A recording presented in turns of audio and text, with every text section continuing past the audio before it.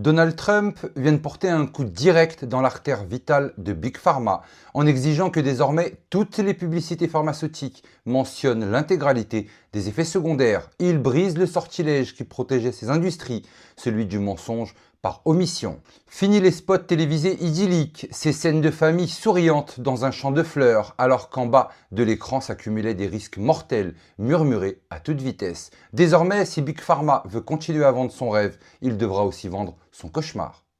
Et c'est là que la panique s'installe. PHRMA, le grand lobby pharmaceutique, s'insurge, ose même dire qu'un excès d'informations submergerait le consommateur. Traduction, si les gens savaient vraiment, ils n'achèteraient plus. Rappelons que les Américains payent leurs médicaments 2,5 fois plus cher qu'en France parce que les prix sont fixés librement par les laboratoires, une rente protégée par le silence. Mais le vent tourne. La FDA a déjà émis plus de 100 ordres de cessation. C'est un signal inédit. Le temps du marketing trompeur arrive à son terme. Et Robert Francis Kennedy Jr. le confirme dans une déclaration solennelle.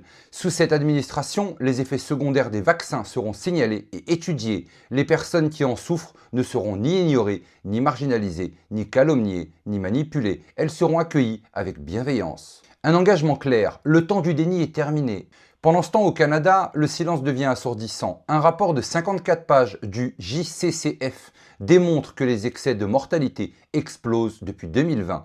Chez les moins de 45 ans, les décès ont bondi d'un tiers. Chez les enfants de 1 à 14 ans, plus 16%. Et en 2022, 15% des morts de jeunes ont été classés comme cause inconnue. On peut se demander quelle est la cause réelle de ce problème, Seulement 6% de ces décès ont fait l'objet d'autopsie, comme si la vérité devait rester enterrée. Et le plus glaçant, les décès Covid eux-mêmes ont augmenté après la vaccination massive.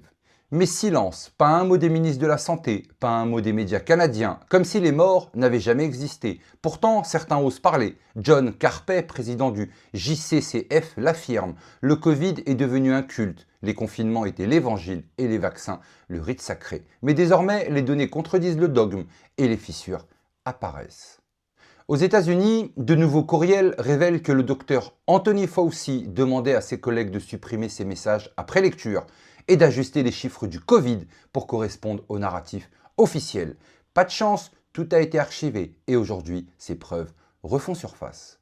Et l'affaire pour aller encore plus loin. Selon Kirill Dimitrov, envoyé spécial de Vladimir Poutine, l'équipe Trump pourrait bientôt dévoiler la correspondance secrète entre le PDG de Pfizer et Ursula von der Leyen, surnommée Ursula Pfizer. Des mails qui, selon certains, expliqueraient l'opacité totale des contrats de vaccins et les milliards d'euros d'argent public envolés. Un scandale européen en gestation.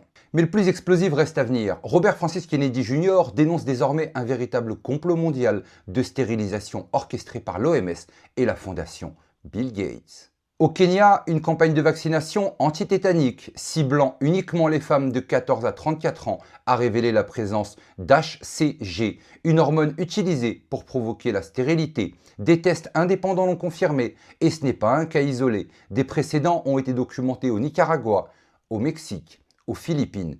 Un schéma mondial se dessine, sous couvert de santé publique, manipuler la reproduction humaine. Et comme si cela ne suffisait pas, RFK Jr. accumule les victoires politiques. Il vient de faire adopter une série de réformes historiques. Élimination de nombreux produits chimiques toxiques des aliments.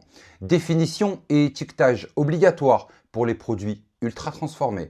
Obligation pour les facultés de médecine d'enseigner la nutrition et la santé métabolique. Réforme du programme alimentaire SNAP qui exclut désormais soda et bonbons.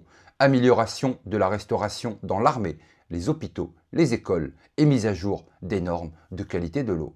Des mesures concrètes qui frappent au cœur le modèle agro-industriel et pharmaceutique. Pas étonnant que les sénateurs liés à Big Pharma tremblaient devant lui. RFK Jr. est là pour durer. Et les révélations scientifiques s'accumulent. La plus grande étude de cohorte jamais menée aux États-Unis sur 18 468 enfants suivis pendant 10 ans révèle une explosion des maladies chroniques chez les vaccinés. Le docteur Toddy Roger, entendu au Sénat, est formel. Les épidémies d'autisme et maladies chroniques ne sont pas génétiques mais provoquées par des substances toxiques, principalement issues des vaccins.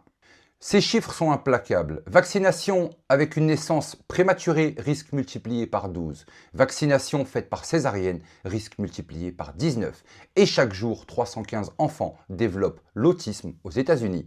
Nous ne parlons pas d'une corrélation faible, nous parlons d'une bombe sanitaire qui touche déjà plus de la moitié des enfants américains. Et que font les autorités? Elles se taisent, elles laissent les victimes isolées, ridiculisées, censurées, et traitent les familles comme des parias.